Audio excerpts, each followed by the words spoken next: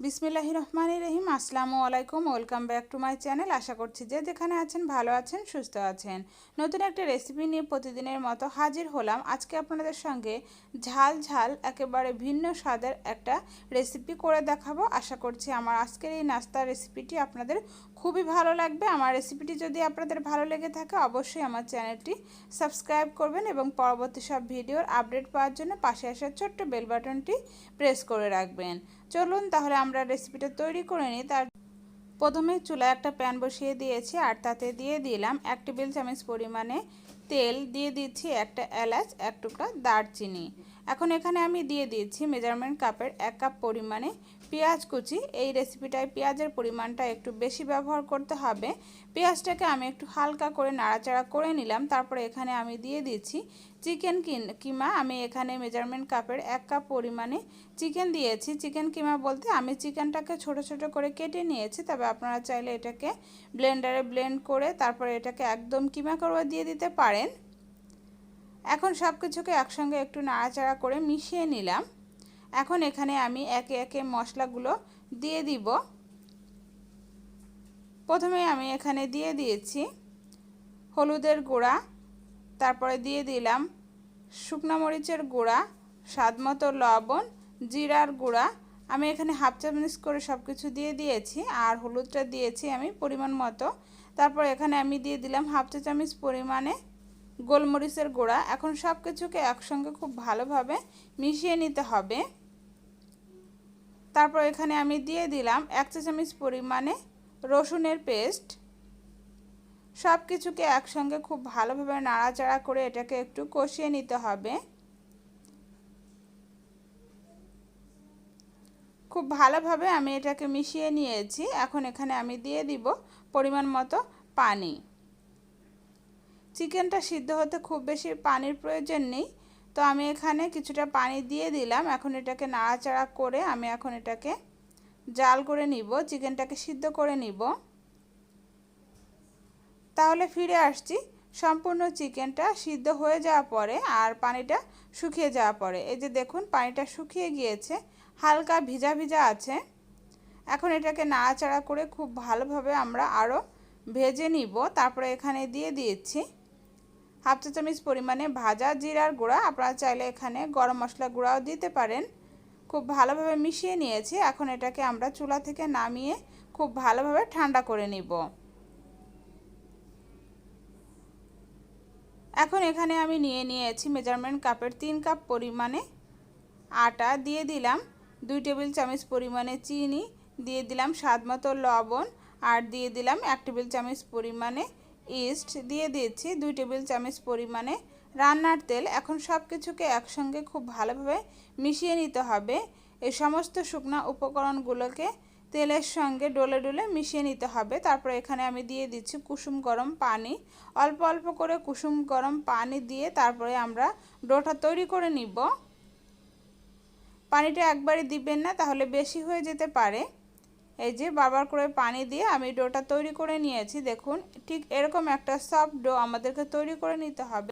ডোটাকে 10 মিনিটের জন্য রেস্টে রেখে দিব। ফিরে এলাম 10 মিনিট পরে। এটা কিন্তু আগে থেকে অনেকটাই সফট হয়ে গিয়েছে এই 10 মিনিটে। তারপর এটাকে আমি বোল থেকে নামিয়ে নিলাম। এখন ছোট ছোট করে আমি কেটে নিব। আপনারা নাস্তাটা যে শেপে তৈরি করতে চান সেই শেপ অনুসারে কেটে নিতে হবে। আমি ছোট ছোট করে কেটে নিচ্ছি। তারপর আমি এভাবে করে হাতের সাহায্যে এভাবে গোল করে নিব। এভাবে করে আমি সবগুলোই গোল করে নিব। আমরা এই সাইজের নাস্তাটা তৈরি করব। যেহেতু এটা পরবর্তীতে ফুলে যাবে, তো এর থেকে বড় করতে যাবেন না, তাহলে অনেক বেশি বড় হয়ে যাবে। এই যে সবগুলো আমি এখানে গোল করে নিয়েছি। তারপর সেখান থেকে একটা লেচি আমি নিয়ে নিলাম। এখন এটাকে আমি বেলে নিচ্ছি। এটাতে কিন্তু আমরা কোনো ধরনের কোনো তেল, ময়দা বা আটা কিছুই ব্যবহার করিনি। এটা আপনি এমনিতেই খুব সুন্দরভাবে বেলে নিতে পারবেন। এভাবে করে একটু লম্বা করে আমি বেলে নিয়েছি। তারপর আমরা চিকেনের যে পুরটা রেডি করেছি সেই পুরটা এখানে দিয়ে দিব। পুরের পরিমাণটা আপনারা আপনাদের পছন্দ মতো কম বেশি করে দিয়ে দিবেন। এখান থেকে আমি কিছুটা পানি লাগিয়ে দিব আর এই পানিটা আঠার কাজ করবে। তারপর এই সাইডটা থেকে এভাবে টেনে এনে আমরা এভাবে লাগিয়ে দিব। এই যে এভাবে করে হাত দিয়ে চেপে চেপে লাগিয়ে দিতে হবে, এতে করে এটা খুব সুন্দরভাবে লেগে থাকবে, খুলে যাবে না। এই যে আমার একটা রেডি করা হয়ে গিয়েছে। এখন আরও একটা আমি আপনাদেরকে রেডি করে দেখাচ্ছি। একইভাবে আমি এখানে আরও একটা লেচি নিয়ে নিলাম, তারপর এটাকে আমি এভাবে করে বেলে নিলাম। এখন চিকেনের পুরটা আমি দিয়ে দিচ্ছি,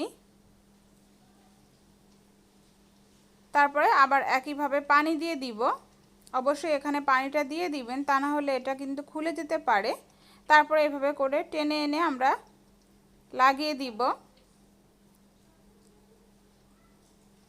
এই যে এভাবে করে টেনে এনে লাগিয়ে দিতে হবে। এভাবে করে চাইলে এর থেকে বড় বড় করেও আপনারা তৈরি করতে পারেন নাস্তাগুলো।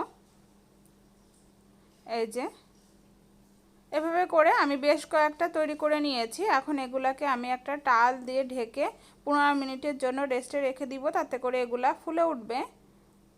15 মিনিট পরে আমি চুলায় একটা প্যান বসিয়ে দিয়েছি, আর প্যানটা যখন হালকা গরম হবে তখন এখানে নাস্তাগুলো দিয়ে দিয়েছি।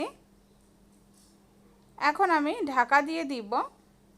ঢাকা দিয়ে একদম লো আঁচে অপেক্ষা করব 3 থেকে 4 মিনিটের মতো। তাতে করেই একটা পাশ কিন্তু খুব সুন্দরভাবে ভাজা হয়ে যাবে বা বেক করা হয়ে যাবে। এই যে ফিরে এলাম 3 থেকে 4 মিনিট পরে। এখন এটাকে আমি উল্টে নিব। এই যে দেখুন একটা পাশ কিন্তু বেক করা হয়ে গিয়েছে, আর এটা কিন্তু আগের থেকে ফুলে উঠেছে কিছুটা। আবারও ঢাকা দিয়ে দিব। ঢাকা দিয়ে আবারও অপেক্ষা করব 3 থেকে 4 মিনিটের মতো। এই যে আমাদের এটা কিন্তু বেক করা হয়ে গিয়েছে। এখন এগুলাকে আমি চুলা থেকে নামিয়ে নিব, আর একইভাবে আমি বাকিগুলাও বেক করে নিব।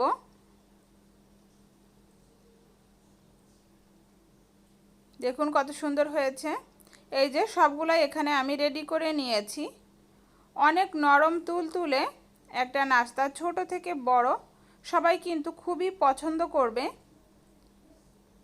সকাল বিকালের নাস্তায় ঝটপট করে আপনারা এই রেসিপিটা তৈরি করে নিতে পারেন, এমনকি বাচ্চাদের টিফিনেও দিতে পারেন। এই যে বাচ্চারা তো খুবই পছন্দ করবে। তো আমার রেসিপিটা যদি আপনাদের ভালো লেগে থাকে একটা লাইক দিয়ে আমাকে উৎসাহিত করবেন। আমার চ্যানেলটি সাবস্ক্রাইব করতে একদমই ভুলবেন না। চাইলে ফ্রেন্ড এবং ফ্যামিলির সঙ্গে শেয়ার করতে পারেন। সবাই ভালো থাকবেন, সুস্থ থাকবেন। আল্লাহ হাফেজ।